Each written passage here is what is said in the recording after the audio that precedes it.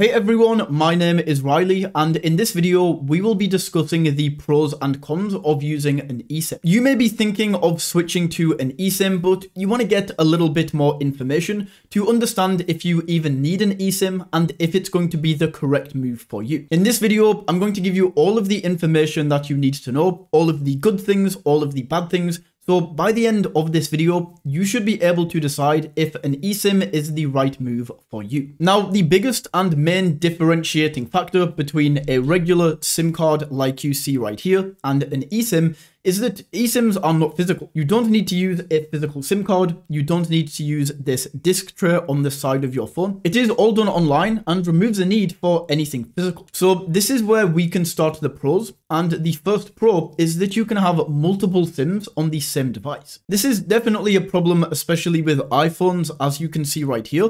Not so much with Androids, as I have seen Androids in the past where you can insert multiple SIMs, but only having one SIM card slot in your phone can definitely be a downside for some people. Whether you want a burner SIM when signing up to websites and apps, whether you want a personal and business number on the same device, this is very hard to do with a standard SIM card. But with an eSIM, you can have up to 5 eSIMs registered on the same device, so that gives you plenty of room to have multiple numbers and multiple SIM cards in the same device. The second pro is along the same line, and this is that you can instantly switch between different networks. Let's say you are in an area where your specific network provider does not have very good signal. With the standard SIM cards that we have, you're pretty much screwed. You're just going to be stuck there with bad signal. However, if you have multiple eSIMs with multiple different providers, all you have to do is go into your settings, switch over to another eSIM, and you can connect to their network, giving you better signal in more places. The third is not as important, but it's still definitely a pro, and there's no waiting around for your physical SIM to arrive. Usually with SIM cards, you're sat there, you're waiting, it takes 3 to 5 days to actually get to you.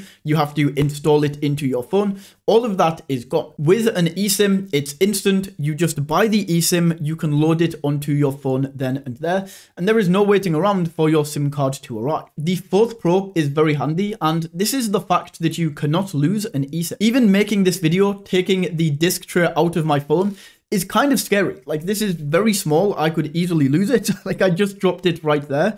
Luckily, I found it again, but yeah, this is very small. It's very, very easy to lose. And if you lose one of these things, it's a very annoying thing to get fixed. With an eSIM, you literally cannot lose it unless you actually lose the device. And then I think you have a few bigger problems than losing the SIM card on your phone. The final pro that I am going to mention is an absolutely massive advantage of an eSIM, and this is how you can use an eSIM when traveling. I traveled across South America and Europe for the majority of last year, and eSIMs absolutely saved my life. This is the best eSIM provider that I used. It's called Erello, and I tried out so many different eSIM providers in my first few weeks of traveling those countries, and Erello is by far the best one that I found in terms of pricing and also the signal that you can get in all of these countries. I will leave a link to Erello in the description. That is an affiliate link, but you will also get the best price possible on Erello by using that link. Now, not only can you get specific eSIMs for certain countries,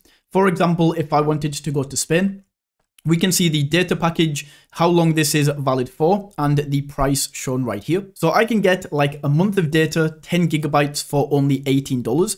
And this is specifically set to Spain. But where I found this super useful is I was traveling across different continents, different countries within that continent. So what you can do is actually get like a Latin America or a Europe eSIM, and it's going to be available in all of these different countries. So the same SIM card, the same number, is going to be available for data in all of these different countries. And this is just something that you can't really do with a regular SIM card. Now, onto the cons, the downsides of eSIMs. And realistically, there are only 2 cons here. The first is that only newer devices are compatible with eSIMs. I will leave a link in the description to a resource where you can see all of the phones that are compatible with eSIMs, but essentially for an iPhone, this is anything above the iPhone X, so iPhone X to 15, these are all compatible.